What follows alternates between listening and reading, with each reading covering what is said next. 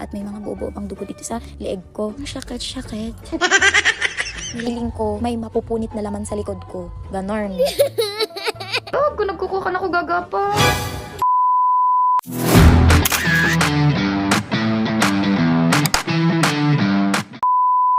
Hey, what's up? It's me, Gwen Alwin sa 4th Grade Vlog. Punta po tayo sa Tanchuling Hospital at hindi ko alam kung magpapacheck up or diretso na tayo magpapa-opera. Meron po kasi akong sebaceous cyst.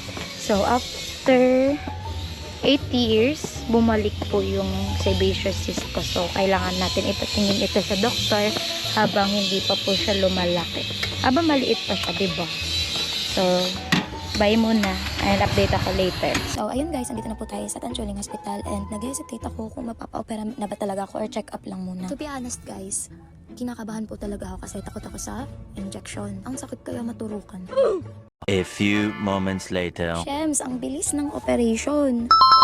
Wala atang 30 minutes yung pag-opera sa akin. So, ang doktor ko dito is si Dr. Ray Tanchuling. Ang galing at ang bilis niya mag-opera. Wow! At ayun na nga, bumalik ulit ako dito sa waiting area at may mga buo-buo pang dugo dito sa leeg ko. So, mamaya pupunasan natin yan. Hiningi ko rin guys yung cyst na tinanggal dito sa likod ko. At pinahingi ko rin si Rico ng garapon para mailagay itong cyst. At ngayon, isi-share ko rin yung experience ko doon sa operating room. Ang sakit. Nilakasan ko na lang yung loob ko para matanggal na tong sebaceous cyst sa likod ko. Yung tipong nakikita mo lahat-lahat ng dugong na ilalabas sa katawan mo at yung mga tools nakikita ko ang lalaki. At naririnig ko pa yung pagkat dito sa likod ko. Paggunting sa laman ko, di ba? Ang sakit-sakit. So, ayun guys, samahan nyo ako na pumunta dun sa cashier para magbayad ng hospital bills. And yung sa gamot na ginamit, tools, and etc. Kung mapapansin nyo guys, hirap na hirap ako maglakad dahil syempre, fresh na fresh pa lang tong tinahian sa likod ko. Syempre, masakit. At nai-imagine ko kapag masyado akong gumalaw, feeling ko may mapupunit na laman sa likod ko. Ganon.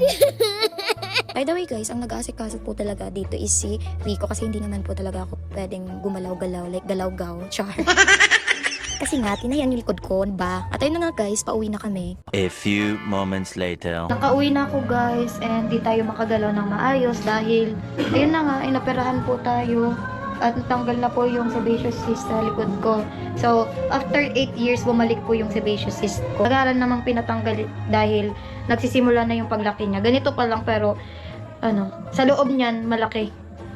Hindi ko na pwedeng ipakita sa inyo yung laman na nakuha. Siguro mga ganito, mataba, ganyan. Akala mo yung nasa labas ganito lang, tapos kukut-kutin lang, hindi. Sa loob yung pinakang root nun. Kaya paulit-ulit na bumabalik. Sana all bumabalik.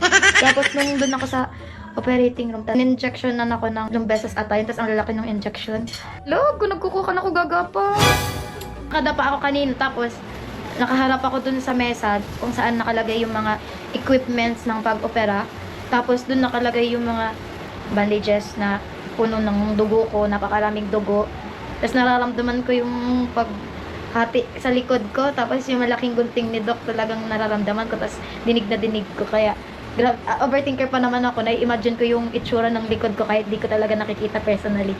Ini-imagine ko na lang na ganitong itsura, tapos ginaganon-ganon. Tapos talaga guys, tinurukan na ako ni Doc ng pampamanhid. Still na nararamdaman ko pa rin yung sakit. Aray ko. Sabi nga ni doktor, malalim daw. So, di ba yung skin natin, may layer by layer yan eh. Siyempre, ginaganon-ganon yan hanggang sa makakuha yung pinakang ilalim, yung pinakang root. Kaya, shout out doc. Successful yung operation mo. Nahilo. Kasi ang daming dugo na nabawas sa akin, tas low blood pa ako. At yun nga pala, special shout out din sa security guards, staff, and sa buong Villanueva Tanchuling Maternity and General Hospital. Talagang napakabait po and napaka-asikaso nila. And first time ko rin na nandoon. First time ko doon. And first time ko maka-encounter na mga ganon na talagang i-assist ka nila magmula sa security guard. Tapos yung mga staff nila talagang hindi ka hayaan doon. Yung mga nurse doon, napaka-bait man. Ang babait nila and napaka-asikaso. So, shout out pa sa inyo. Kaya ayun guys, stay home lang muna tayo ng ilang weeks kasi hindi pa tayo pwedeng ng mabibigat na activities, tapos mag-travel ganyan, travel vlog, hindi pa pwede.